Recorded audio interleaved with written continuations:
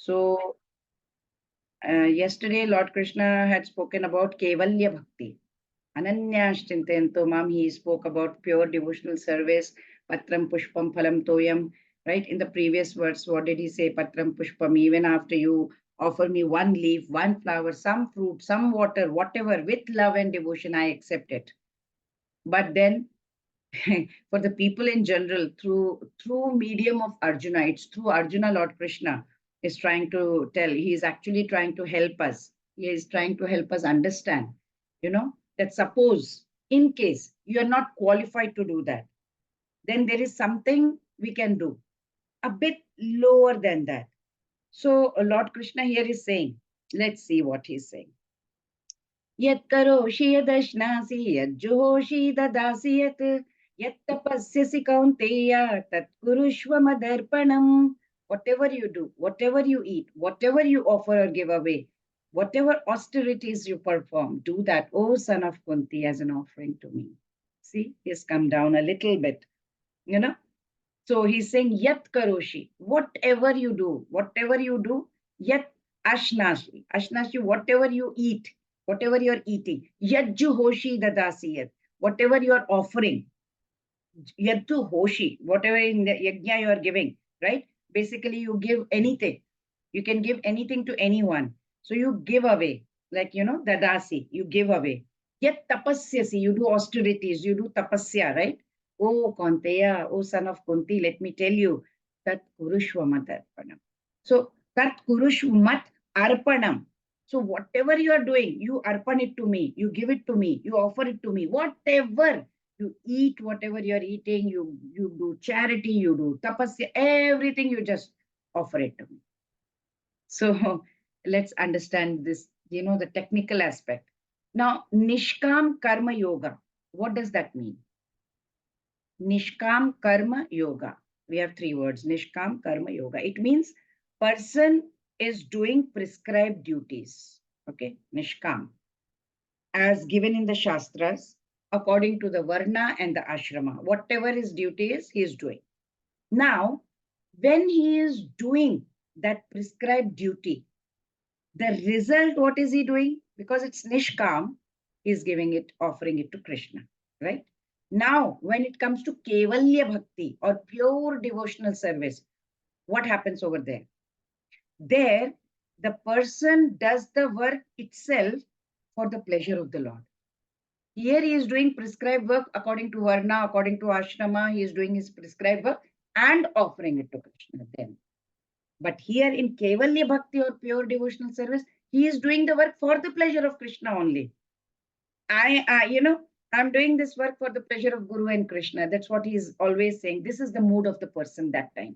He is not thinking of anything else. So in Nishkam Karma, the person is doing the work, and whatever results of the prescribed duties come, he is offering. And here in Kevalya Bhakti or pure devotional service, the work itself is done for the pleasure of Krishna. Hope you have understood that. So there is no difference between work and result as such in Kevalya Bhakti, in pure devotional service, because he's doing for Lord. He's not doing for himself only. In Nishkam Karma Yoga, we are doing it, that is duties that we are supposed to do, and then we are offering it to Lord. So this particular shloka is in between both of them. Let's see how. Because this shloka is talking about whatever you do, offer it to me. So he is working first and then he is offering. It's somewhat close to Nishkam Karma Yoga. But then here, he is not just talking about prescribed duties only. He's talking about everything. Whatever you do. So it's somewhat closer to Kevalya Bhakti. So it is between both of them. Because Nishkam Karma Yoga is only prescribed duties, nothing else. But here, he's saying, whatever you yat karoshi, yadashnasi, yajjuhoshi, yat tapasyasi, tat kurushma arpanam. Whatever. So little closer to Kevalya Bhakti, little closer to Nishkam Karma Yoga. So in between, you can say to both of them. So in the previous verse, what Krishna had stated, what all objects should be offered to him, right? Now he is saying objects is done. Now he's saying what all actions should be offered to him. Whatever social duties you have, you are engaged in, whatever vegetarian food you are eating, whatever non-alcoholic beverages that you are, consuming or drinking, whatever Vedic rituals, whatever Vedic rites that you are performing at home or elsewhere, whatever austerities, whatever tapasya, whatever vows you are taking, you may observe. And then you should offer everything mentally to the Supreme Lord. This is what I am giving it to you. You know what? Sometimes what happens, very often you should say, we can say that. People separate. What do they separate? They separate devotion from their daily life. I will do puja. Okay, puja is done. Now I'll do my, other stuff. They're kind of, we can see that we are separating the devotion from daily life and look on it as something that is to be performed only inside the puja mandir or inside the temple room or whatever. Devotion is not to be restricted to just the, what do you call that, periphery of the temple room itself, just not only there. It is to be engaged in every moment of our life. That is devotion. Sage Narada, he defined bhakti. What did he define as? He said devotion means offering your every activity to God and feeling intense separation if you ever lose remembrance of him. That is devotion. Every active, whatever you're sitting here, think of God. You are eating, think of God. You're sleeping, think of God. You're going to the office, think of God. Every minute, every moment, every second, think of God. That is devotion. That's the definition Lord Sage Narada gave for bhakti. And if at all you do not, or you forget, so that intense separation has to be there, and you should feel that. That's what Lord Narada said.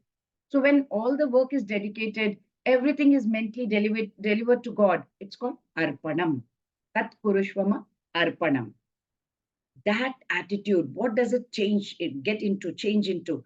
That all mundane activities that we're doing in daily life, we have so many. Go to the market, buy this groceries, this milkman did not deliver, we have to go call the ticket agent, we have to fly. All these mundane activities are there in material life. If you keep remembering God and with that attitude you do, then it turns into that divine service of the Lord. Yeah. Kayena vacha manasendriyeva buddhyatmanava. What was that? Buddhyatmanava. Anybody remembers? Anushrat swabhavat karoti yat yat sakalam parashmai narayanayeti samarpayami. Something like that, right? That was, anybody remembers that? Kayena vacha manasendriyeva buddhyatmanava Prakrute swabhavat. Prakrute swabhavat. Karomi yadya sakalam parasmai Narayanaayeti samarpayami. Very nice. Thank you, Prabhuji, for reminding. That shloka in Bhagavatam, in 11th canto itself means that whatever we do with our body, whatever we do with our words, whatever we do with our minds, the senses, kaina means body, right? So whatever we are doing with mind, words, intellect, whatever, everything should be offered to the Lord Narayana. Narayanayeti samarpayami, samarpan. So this act of offering, it is not to be done at the end of work by just reciting these mantras, such as Sri Krishna Arpanam Samarpayami, Sri Krishna Arpanamastu. Not like, you're finished, oh, Sri Krishna Arpanamastu at the end. As, in most of the pujas we do. It is to be done while we are performing our action, by maintaining that consciousness. Every moment that consciousness has to be there, that, okay, I am working for the pleasure of the Lord. So, okay, now he has said that you should offer everything to me. Lord is giving incentive now. Every time we need incentive, right? So now suppose someone says, okay, what will I get? Okay, I'm offering yat karoshi, yadashnasi, yat johoshi dadasi, yat tapasyasi konte. Okay, Krishna, I will do that. What will I get by doing this? Okay, so Lord Krishna is saying, okay, wait a minute, hold on. I will tell you in the next shloka. So Lord Krishna is going to list the benefits, of doing all this and offering everything to Krishna. But we'll just revise this point very quickly once more. Following the acts of Krishna, whatever you do, whatever you eat, whatever you offer and give away, whatever austerities you perform, do everything as an offering to Krishna. So it's between Nishkam Karma and pure bhakti. What's the difference in offerings of pure bhakti and us? Quality of devotion. Hence, quality of reciprocation also differs, right? The more the devotion, the more the reciprocation. That's it, right? Let's go on to the next one. Shubha Shubhaphalairevam mokshase karma bandhanaihi sannyasa yoga yuktatma vimukto mamupaishyasi. Yes, Rajashri Mataji. Hare Krishna. Vinda Mataji, whoever is there, please. Hare Krishna Mataji. Hare Krishna. In this way, you will be freed from bondage to work and its auspicious and inauspicious results. With your mind fixed on me in this principle of renunciation, you will be liberated and come to me. Hare Krishna. So Lord Krishna has, described for the benefit of all of us. What did he? It's a nice process which is between Nishkam Karma Yoga and the pure devotional or Kaivalya Bhakti or Shuddha Bhakti or pure devotion, whatever you may call. So Lord says, whatever activities you do, those activities you offer it to me, and the results of the activities to me. And he made it very, very clear. Now, suppose someone is asking, okay, I will do all this. It's a very common question, right? Okay, what's in for me? What do I get? What do I gain out of it? So answer that. Lord is saying, mokshase. You will become free. Free from what? Karma bandhanai. You will be freed from the bondage of work. No need this whole thing. Because, whenever we are working, there will be a reaction to it, whatever we do. So we get bound to that work when we get that reaction. So Lord is saying, free from that bondage of not just that work. Along with that, Shubha, Ashubha, Phalai. Shubha, Ashubha, Phalai. So you will be freed from Shubha, auspicious, and Ashubha, inauspicious, Phalai, results. And then Lord is saying, Evam. So thus, what happens? Sannyasa yoga yukta atma. With that yukta atma means with your mind completely fixed. Yukta means fixed. On whom?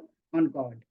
So in the principle of sannyasa, in the sense that renunciation, you may say, right? What will happen to such a person? When you're completely kind of in a renunciation mood and you're offering everything and you're fixed your mind on God and you're not bothered about anything, that the result is mokshase. So vimukta mama upaishyasi. Such a person, Lord says, will get vimukti. Vimukti means freedom, liberation. And at the end of life, Lord says he will attain upaishyasi, back home, back to Godhead. Very, very nice shloka. Great incentive for us. Great incentive to follow shloka number 27 also, right? Yat karoshi yadashnasi, yat juhoshi dadasi. So very, very great shloka where, see, what happens is every action we do has defects.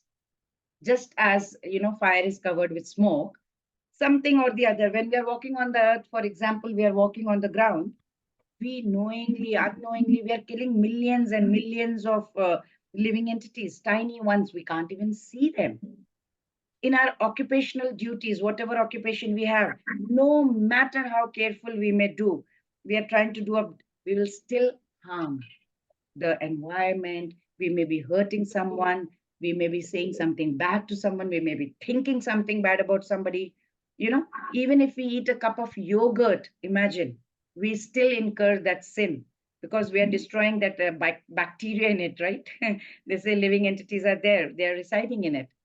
So even some of the religious sects are there in India also, where, they try to reduce this kind of sin by they tie a cloth on the over the nose and the mouth, right? So even that does not fully eliminate the destruction of whatever living entities are there. Even we are breathing, we may be inhaling so much, we don't know. So when we are performing actions with that intention of fulfilling our self-interest, if we have that self-interest, mujhe sab kuch mil jaye, everything should be done for me, then we are into that sinful mode. We are culpable, because we are culpable for the sins we are committing, knowingly or unknowingly, because it's going to have that law of karma over there, We have to reap that karmic reactions.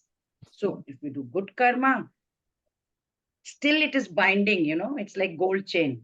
Because then that soul, what will it do? It will go to that heavenly abodes, thousands and thousands of years you're enjoying good results, and then bad result will happen. Then you have to come back into that cycle of birth and death, whatever. In this verse, Lord Krishna is giving a simple solution. Simple solution. He says you can destroy your karmic reactions. Okay. What did he use the word for that? Sannyasa yoga, renunciation of selfishness.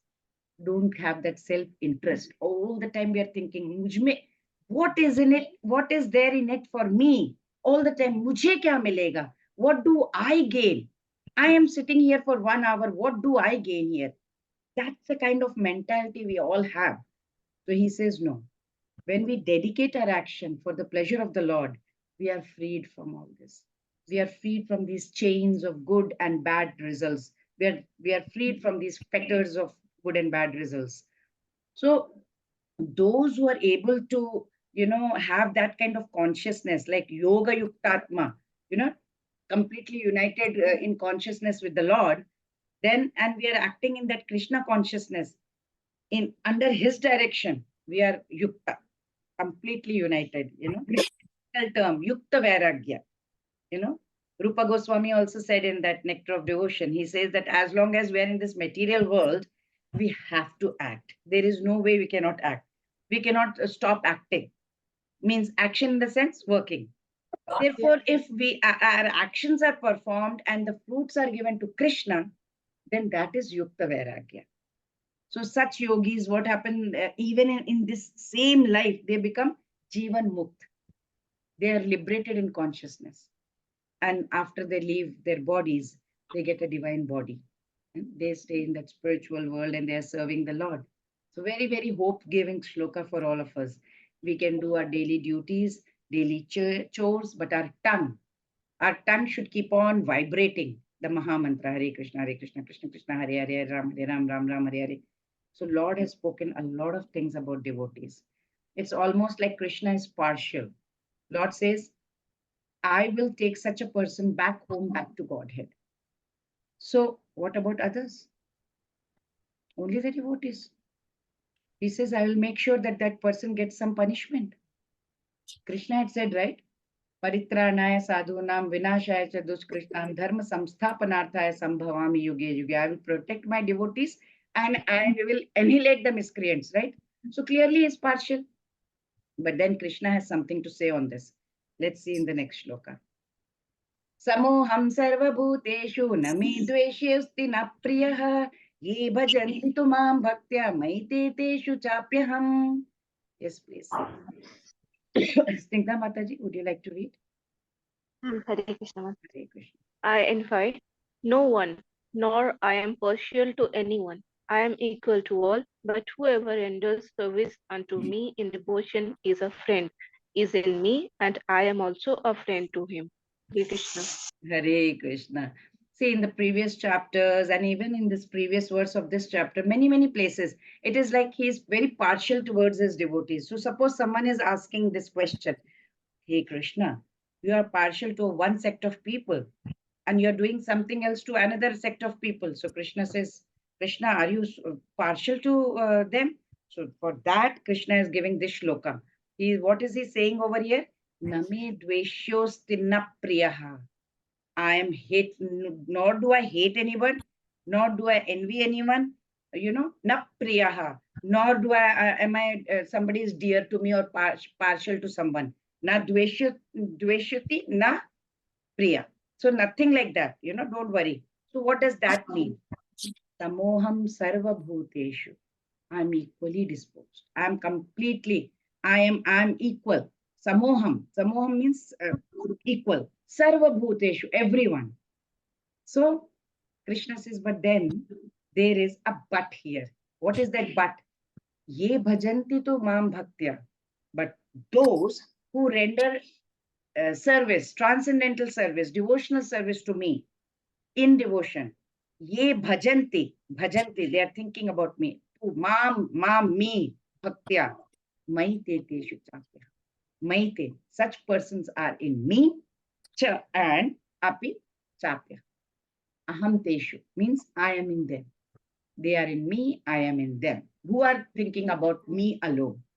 So he is friend to me and I'm friend to him. Basically, Krishna is saying, I am not partial, but then I am partial to my devotees. Nice shloka. We have to understand the shloka in a very, very technical way. Because Krishna actually is Samoham Sarva Bhuteshu, he says. He's equal to all. But then devotees do something special because they are able to attract the mercy of Krishna. That's the beauty of it.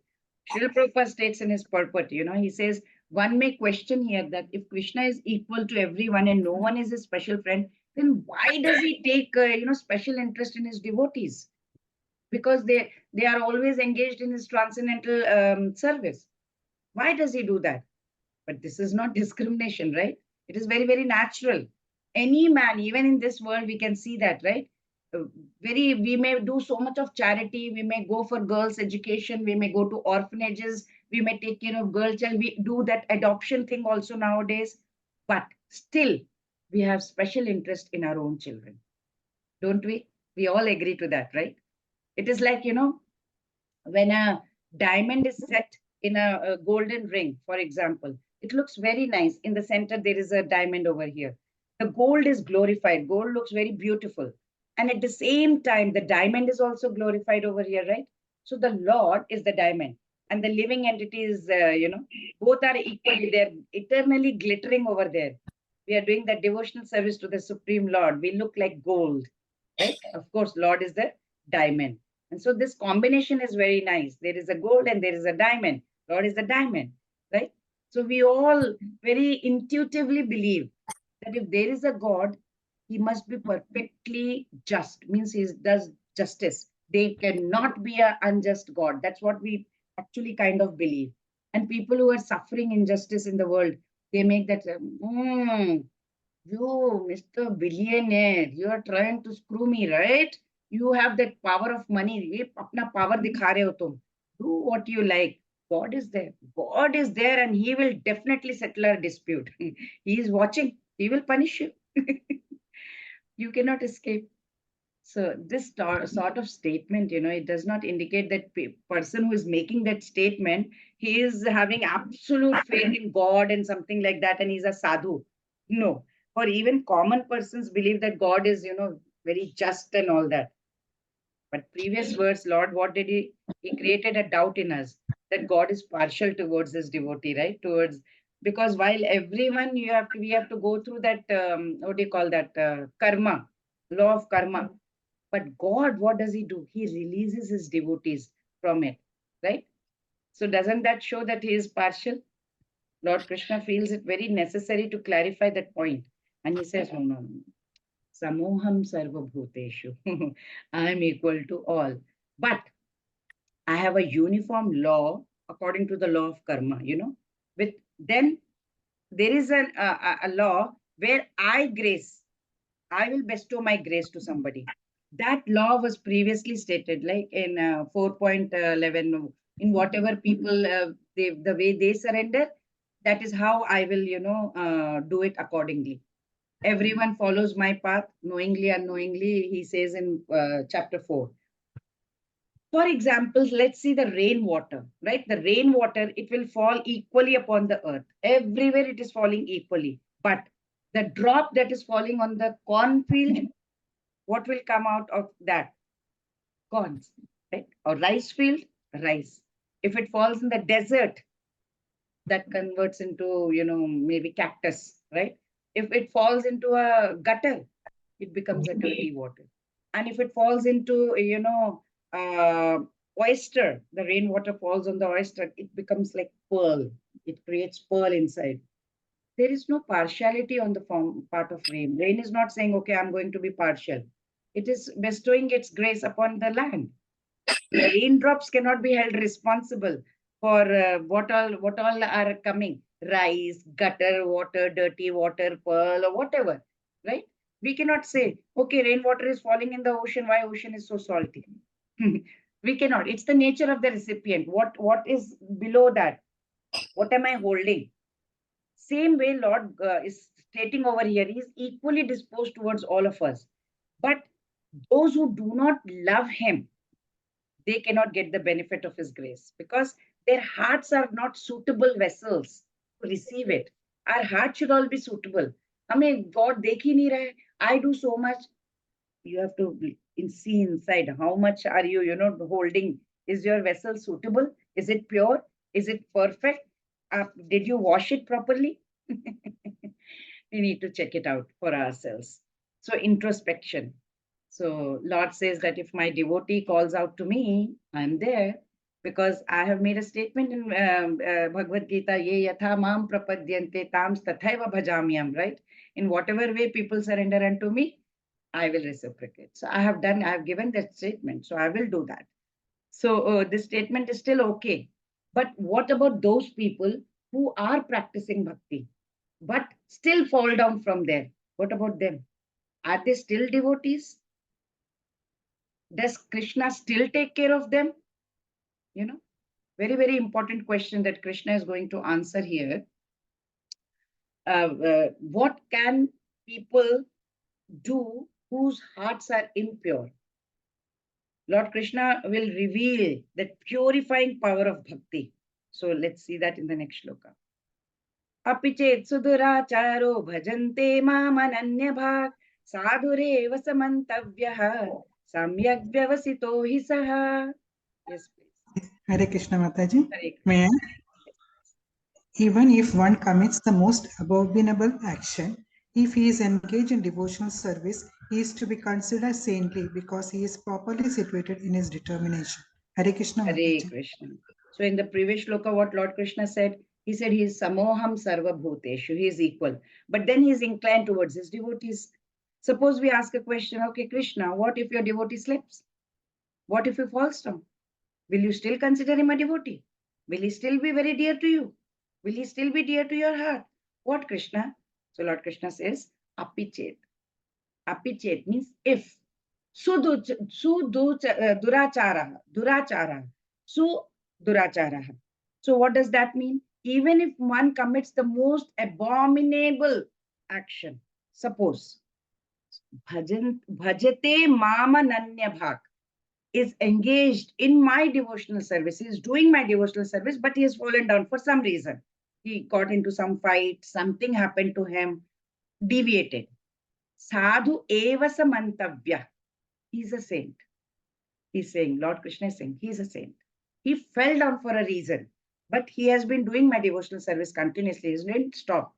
He's considered to be a saint. Samyak vyavasitaha hi saha. Why? Why should he be considered saintly? Because he is completely samyak. Samyak means he is situated in determination. Here Krishna is saying, doesn't matter. Don't worry, even if my devotee slips, doesn't matter if he falls down. Still, it's my order that he should be considered saintly. He should be considered a devotee. That is what Lord Krishna is saying in this shloka. Even if durachara happens, he does for some reason, he did something very bad, but he is continuously in my devotional service. My order is still to be considered saint. Very, very important shloka to understand, what should be our dealing with people around us, with devotees around us, especially the ones who might do some things, sometimes, it might not be very proper. Some people do that. And also, what should be the perspective towards our own self? And if we do something wrong, what should we do?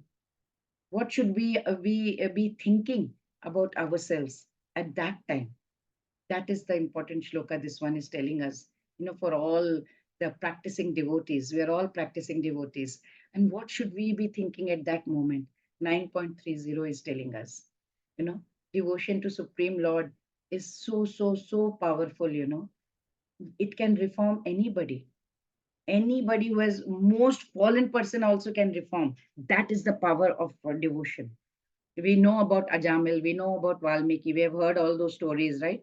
In Indian languages, we have heard about how Valmiki Ratnakar, he did so bad actions, impious deeds. It was so overbearing also. He was, when Narad Muni told him to do Rama, Rama, Rama, Rama, we all know the two syllables of Rama's name, and he had so much of sinful, his tongue was not even moving, it was preventing him, the sins were preventing him to take the divine name. So what did the Guru think then? Okay, how can I engage him, Baba? Itna sinful hai, ye kya karu? How can I engage him in devotion? What did he do? He reversed it and he made him chant Mara, Mara, Mara, Mara, and we all know what happened. Automatically the sound changed to Rama, Rama, Rama. And what we know, who he became, we all know he became Valmiki, right? Through the process of Ananya Bhakti. That is exclusive devotion and transformed into a great saint. We all know, right? Ulta naam japatu jagu jana. Valmiki bhai Brahma samana. That is what Ramayana states. The whole world, we all know that Valmiki, he chanted this Rama, Rama, Rama, and what happened to him. We all know. So sinners does not mean that they will go down to hell. No, no, no.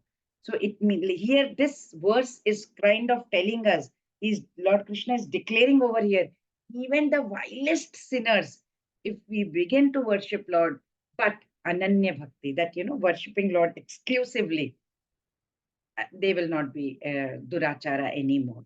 If they are doing that bhajante mam ananya bhak. Ananya, that is a very important word. Ananya, with Ananya Bhakti, pure resolve they have to have. And then with that intention, if they do, even durachara, nothing will happen to them. They will be, I will take care of them. Now let's see, suppose a person might say, okay, he is so durachari, he is committing offensive activities, abominable activities, he is a durachari. How can he still be considered a devotee? Lord Krishna has something to say on this also. Let's see that.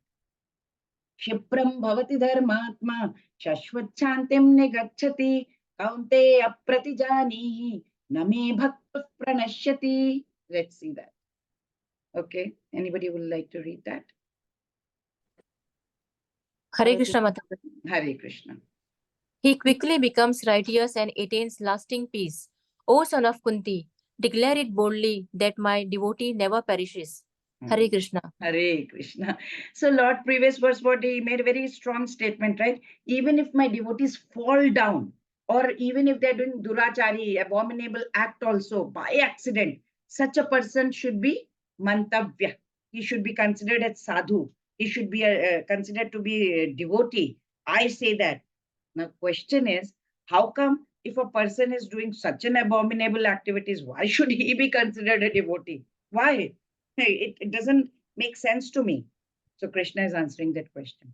Krishna is saying, very, very soon, kshipram, very soon, bhavati, very soon what he becomes? Dharma Atma. Dharma Atma means righteous. We call Yudhishthira Dharma Atma, right? So very soon, kshipram, very soon he becomes Dharmatma. Shashvat Shantim Nigachati.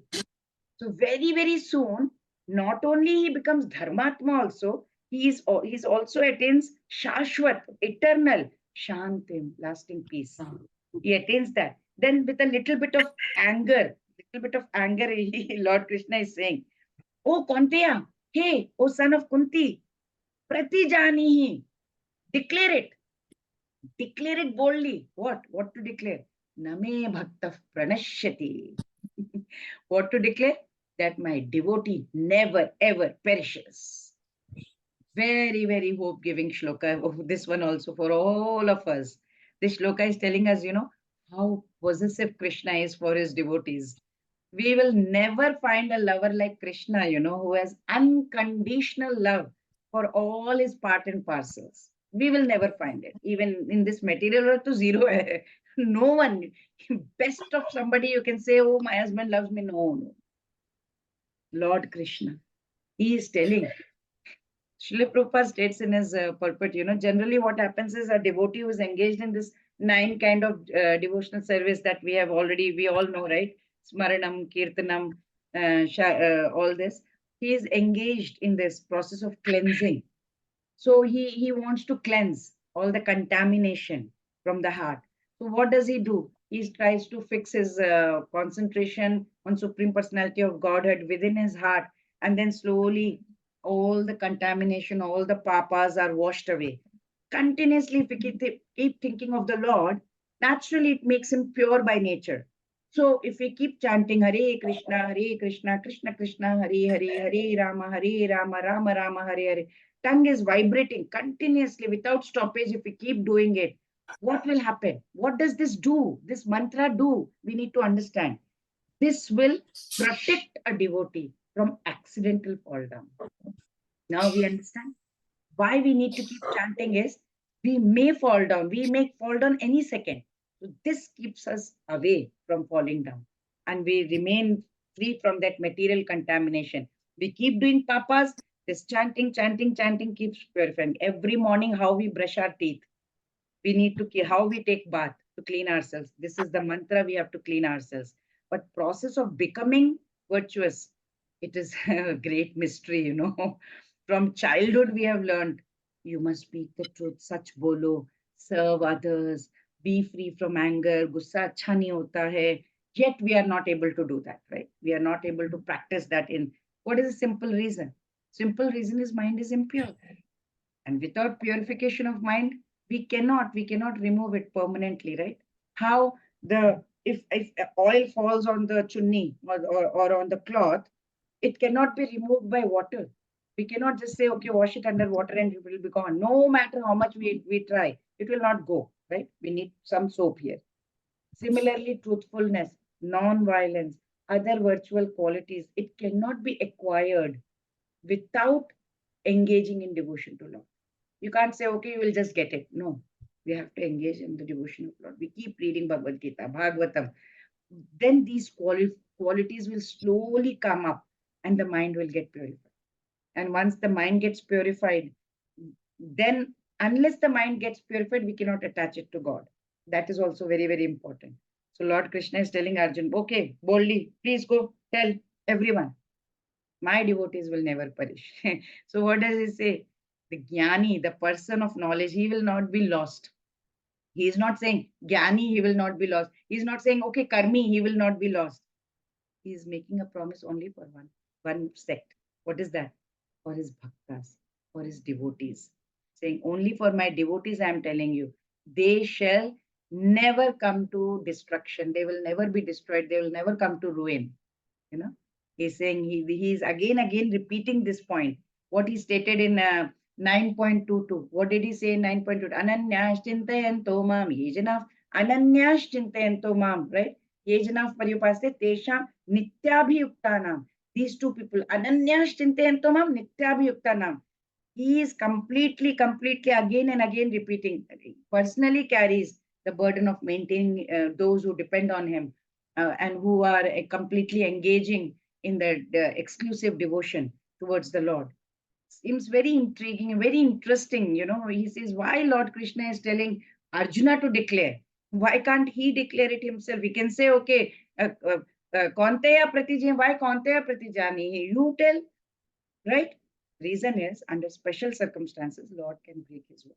Lord can break his word. But he will never let the devotee's word be broken. We all know, right? He had resolved that he will not lift weapons in Mahabharata war. But when Bhishma considered, Bhishma was a great devotee of Lord Krishna, perfect devotee, right? One of the Mahajans also.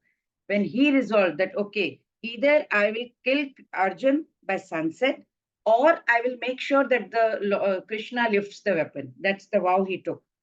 So what did Lord Krishna do? He broke his own promise. What was the promise? To lift the weapon in Mahabharata war.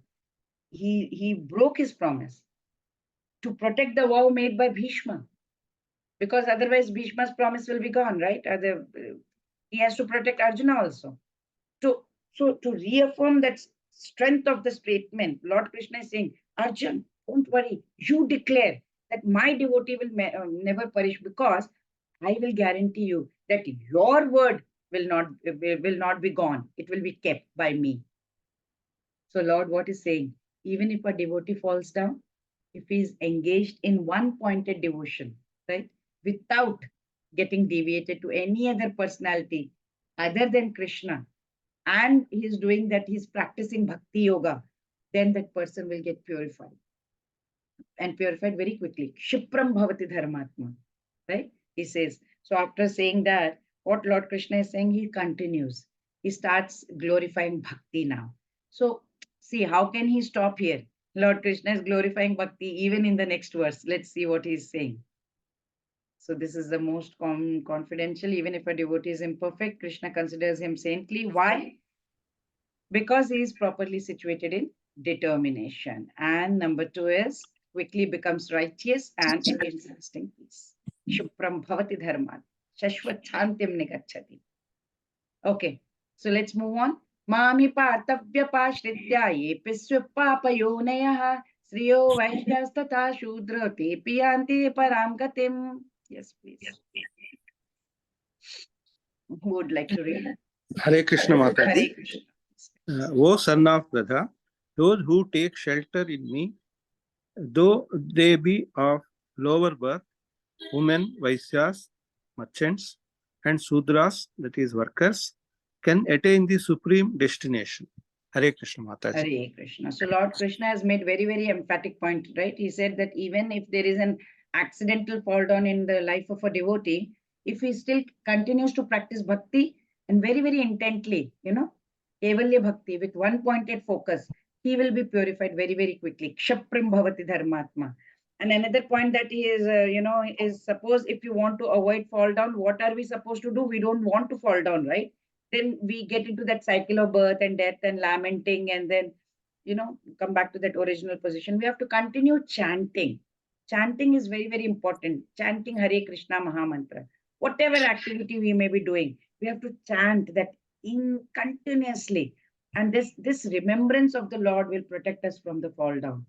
And after saying all this, Lord Krishna continues to glorify that bhakti. He continues that declaration. He declared that I'm going to protect my devotee. So what is he saying? Hey, Partha, son of Pritha, mam hi vyapashritya. Those who certainly, particularly take shelter, vyapashritya, they're taking shelter of me. Vyapashritya is mam. Mam means me. Whoever is taking shelter of me, then what will happen? Ye apisyu papayonaya.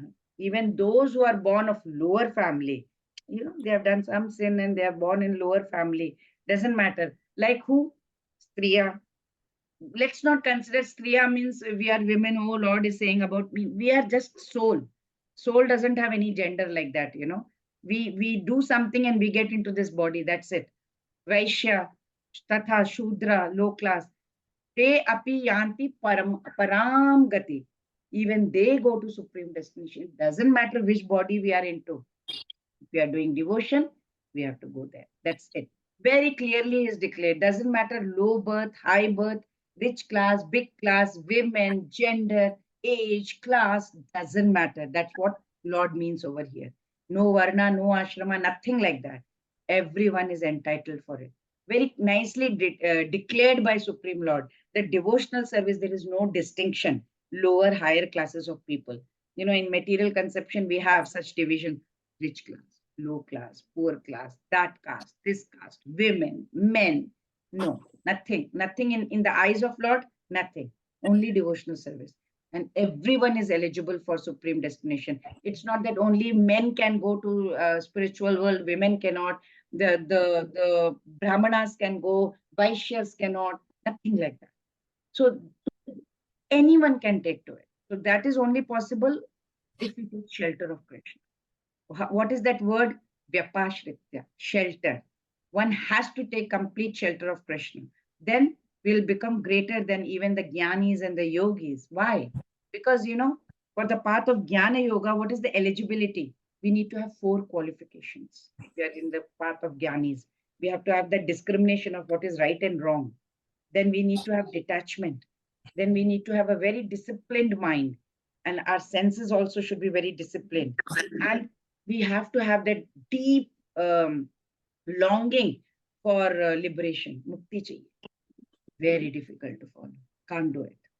Then if you do karma kanda, that Vedic rituals and all, lots and lots of conditions are there. Like, you need to have a proper place, correct time. Muhurat, they put muhurat. That procedure has to be exact. And that mantras have to be pronounced properly. Whatever materials you buy needs to be very pure. Okay. And the Brahmana you are calling to do the mantras and all, he should be qualified. He should be qualified to be able to perform the yajna. And we need to have very, very strong faith in the efficiency of the whole process. Hardly. Whenever there is a puja going on, somebody is sipping tea, somebody is talking, somebody is chatting, somebody on the phone. Acha, Panditji, how much more time? That's the thing we are having. So, very difficult. Ashtanga Yoga, strict regulation. Shutyo deshe pratishtapya. The whole place has to be very secluded, very clean. We read in chapter 6, right? So performing it in a pure place, sitting immovable, meditation and all that, very not possible for us. Bhakti Yoga. Coming to the fourth one. Anyone, Lord Krishna is saying anyone can do it. Anyone is eligible. Anytime, any place, any circumstances, any material, doesn't matter. Na desha niyamas tasmin, na kala niyaman sthatha. Means what? God is not concerned which sthala is there, which niyama you are doing, which desha you are in, which kala you are in. Nothing matters to him. Only devotion, only love. He is seeing the love in our heart. Are you pure? Are you not pure? If you are not pure, forget it. So some souls are great, right? They are born in a pious family, great educated families. It's because they have done some good deeds in the past life. They are souls who are born in a family of drunkards, alcoholics, gamblers, criminals. Some sins they must have done in past life. So Lord Krishna is saying, irrespective of birth, gender, place, whatever, doesn't matter. Everyone is eligible. So that's the, in other parts, there are many, many other criterias, but in this, nothing. Lord Krishna says everyone is eligible. So good, right? So in this way, he's glorified the Bhakti Yoga, saying that even if you have taken lower birth, for some reason you have done some papas in the past, doesn't matter. You are eligible and you can go back home, back to it. Such hope-giving shlokas, right? We can practice bhakti, but the only important word is vyapashritya. We have to take shelter of Krishna. So after saying all this about lower birth, now Lord is going to speak about the higher birth. In a very, very nice family you have taken birth. What about them? What is their destination? Where will they go? What will they attain? We'll see in the next sloka, but let's see the points for this one again. So Lord Krishna is saying no distinction in different classes. He's indicating that power of devotional service and pure devotees, very, very easy. Vyapashritya, and importance of shelter. You have to take complete shelter of Krishna, and anybody is eligible for that, Lord Krishna says. Kim punarbrahmana punyaha bhakta rajarshayastata anityamassukham lokam imam prapya bhajasvamam. Yes, please. Hare Krishna Mataji. Hare Krishna. How much more this is so of the righteous Brahmanas, the devotees and the saintly kings. Therefore, having come to this temporary miserable world, engage in loving service unto me. Hare Krishna Mataji. Hare Krishna. So Lord Krishna is still glorifying, right? Devotional service. And he's saying that even if a person takes birth in a lower families, lower caste, or whatever it is, he will be purified. How? By practice of devotional service. But vyapashritya, exclusive shelter of Krishna has to be done. And then person will attain the highest destiny. So Lord Krishna is going to speak about people who have taken birth in good families, higher birth, like, rich class or whatever it is. So they have that inclination, right? They have taken birth in a devotee family. So naturally their inclination is more. So what is Lord Krishna telling about them? He's saying, Kim punah. Punah. How much again? Punah means again. Brahmana punya. So they're righteous brahmanas, bhaktas, devotees. Rajarishya means saintly kings. So what to talk about them? He says lower birth can also, they're eligible, he's saying, right, in the previous shloka. So here he's saying the bhaktas, the brahmanas, the rajarishyas, what to talk about them? Naturally. So that's what Krishna is saying here. Tatha also anityam asukham lokam. He's saying this loka where you are living now, it is anitya, temporary. Asukham, it is not even happy place also. It's not, oh, it's a happy place. No, nothing like that. The Lord is saying that after knowing this, imam prapya, after gaining this knowledge of whatever I'm saying, basically Lord is saying, after you know that this world is temporary, anityam, asukham, this is full of miseries, should be done. Bhajasvama. Just engage in my loving devotional service. Bhajasvama.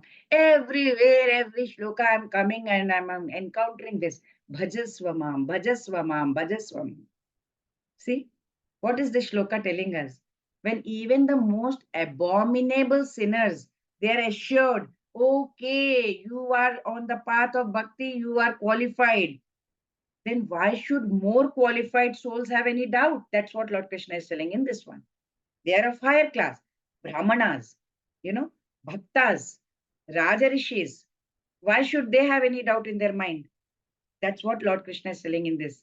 After knowing that this loka, anitya, and this loka is asukham, what do? Bhajasvamam. So he's telling, why should more qualified souls have any doubt in their higher? Kings, sages, they should be reassured that they will attain, if they, of course, they attain in that ananya bhakti, exclusive devotion. Vyapashritya, take shelter of Lord Krishna. Lord Krishna is telling Arjuna, a saintly king like you, Arjuna, you should be situated in that knowledge that this temporary world is waste. What are you doing over here? And this is a sukham place. So don't think about all this, what is happening over here. You are a saintly king. Engage yourself in that devotion. Think about me, bhajasvamam. Then you will be into that eternal happiness. Otherwise, what will happen? The blessing of birth in a kingly or saintly family, good education, favorable, whatever material stuff we get around us, everything will be waste. You are born in a great family, but what's the point? If you are not utilizing it to get that supreme goal, that's what Lord is telling. So according to this shloka, what do we understand? We all, every one of us have to practice. Bhajasvama. It is mandatory. It is not optional. After saying Bhajasvamam, aren't we understanding that? Please do it, he's saying. So in this way, Lord Krishna has spoken very, very nicely. And he's kind of, we can say that he's ordering all of us that, Bhajasvamam, Bhajasvamam. Engage in my devotional service. I keep thinking about it. Okay, so now someone might ask, okay, you saying Bhajasvamam, Krishna. How to do that Bhajasvamam? How to engage in your devotional service? Can you please give us some more details? You keep saying Bhajasva, Bhaktya, Bhajasva. Some more details? Krishna is saying, okay, hold on, don't worry. I'll tell you in the next shloka. So that's what Lord Krishna is trying to tell us. Manmana bhavamad bhakto madhyaji mam namaskuru mame vaishyasi yuktvaivam atmanam matparayanaha. Yes, please. Hare. Hare Krishna. Yes. Engage your mind always in thinking of me. Become my devotee, offer obeisances to me, and worship me. Being completely absorbed in me, surely you will come to me. Hare Krishna. Hare Krishna. I am getting goosebumps now. Finally, we are in the last shloka of the 9th chapter, titled The Most Confidential Knowledge.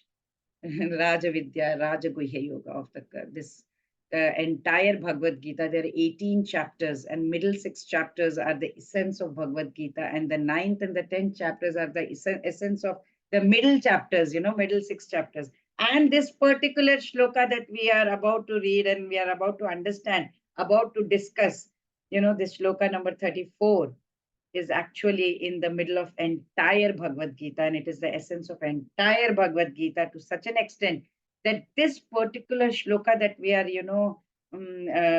going to discuss, what Krishna is repeating this exactly in the 18th chapter also. We all will come across that 18th chapter. Manmana bhava madhya jimam namaskaru mame vaishyasi yuktva evam That is little different in the end, but the meaning is all same in shloka number 65. So we can imagine how important this particular shloka is.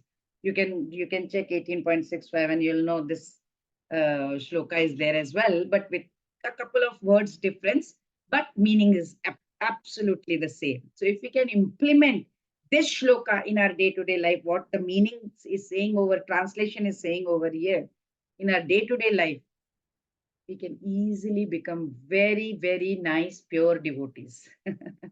So let's see the essence of the essence of the essence of the entire Bhagavad Gita. So, what did here in the previous shloka, Lord said, Bhajasvamam, engage yourself in my service. Now, Lord Krishna is giving the details, how to engage. He's saying, manmana, matmana. Matmana is matmana. Engage your mind. Manha, always think of me. Bhava mat bhakta. Become. Bhava means become. Who? Bhakta. My bhakta. Mama. My bhakta. My devotee. So sweet, right? Become my worshipper. Right? Mam namaskuru. Offer obeisance to me. Right? Matyaji. Madhyaji ma. Worship me. Always worship me. Mam bhaktya.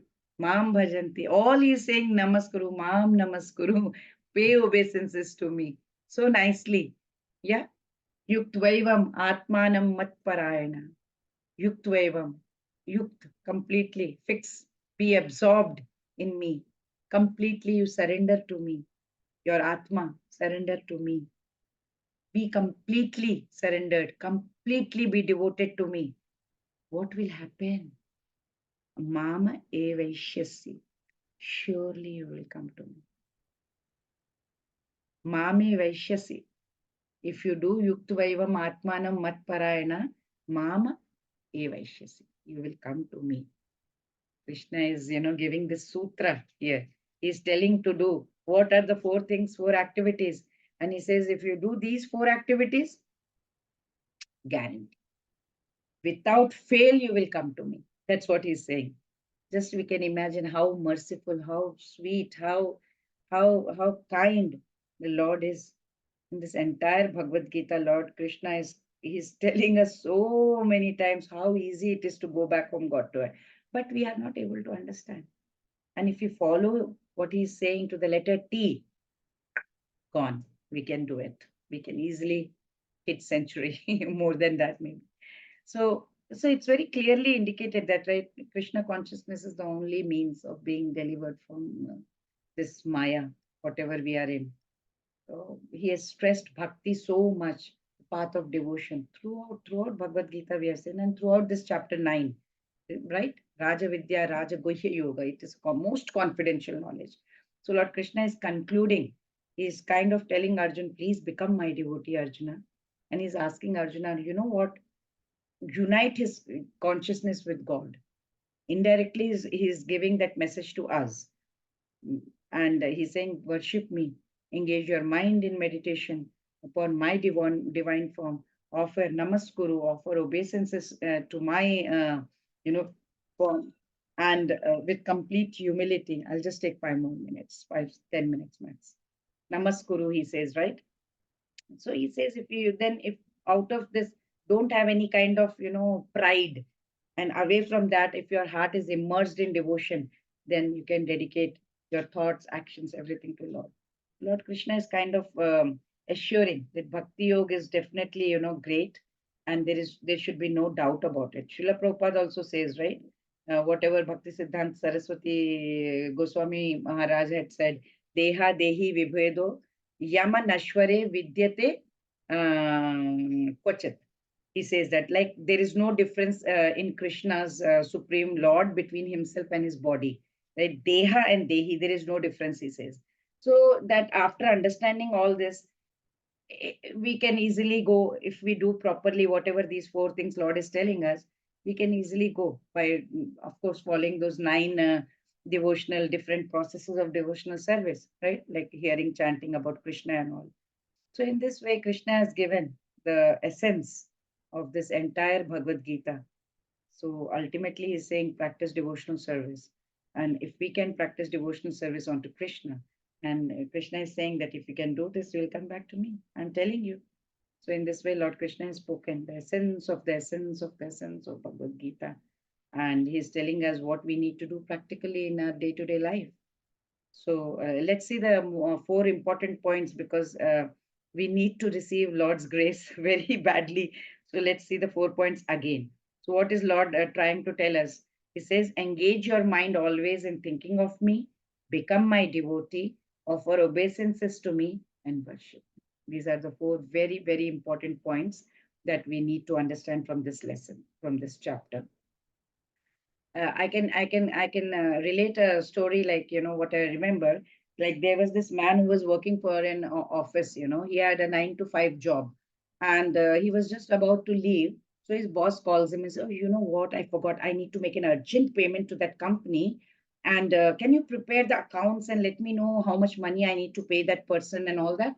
So you just do it urgently." So he said, "Okay, fine, I will do that." And he stayed up to 7:30 p.m. and he continued to do.